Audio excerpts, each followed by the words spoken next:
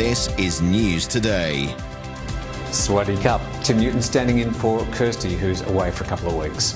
Hospitals in Phuket are on high alert for an outbreak of a new strain of bird flu virus that could be carried here by Chinese tourists.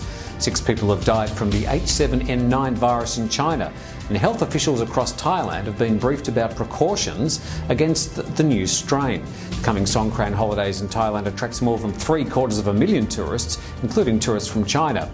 So far, the new bird flu has only been transmitted from birds, and there's no sign yet that it can be spread between people.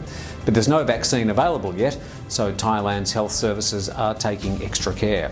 A rapid response team has now been set up by Phuket provincial health officials to deal with potential cases of H7N9, which starts out like a head or chest cold, but quickly can develop into a high fever. And Phuket may face more competition for beach tourists in the region. China says it's opening the disputed islands it occupies in the South China Sea to tourism. The first tourist cruise ship to the Paracels, or Sisha group of islands, leaves from Hainan in southern China this month. But the Paracels are also claimed by Vietnam, and last month Hanoi accused a Chinese ship of shooting at one of their fishing boats there. The region around the Paracel Islands is also thought to hold large deposits of undersea oil and gas. Despite diplomatic objections, China is forging ahead with its plan for cruise tours to the disputed islands. It's built a new city on one island named Sansha, but it isn't ready for tourists yet.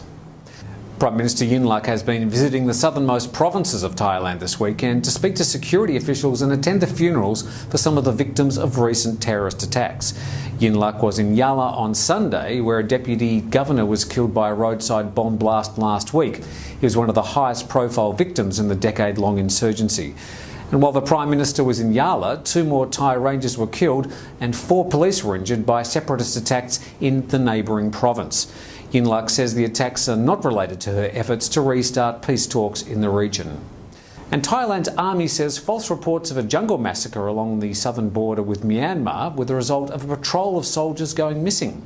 Myanmar army officials have reported that 13 of its soldiers had been shot dead by a group of unknown Thai men near the border with Ranong province on the Andaman Sea coast, about 400 kilometres north of Phuket.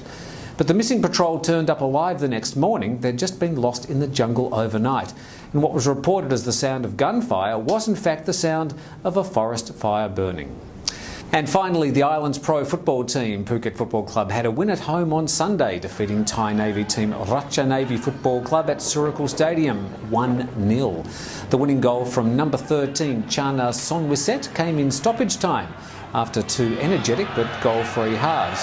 The win means Phuket stays in the number 2 spot in the Division 1 league table, and just 1 point behind the league leaders Singa Turua Football Club.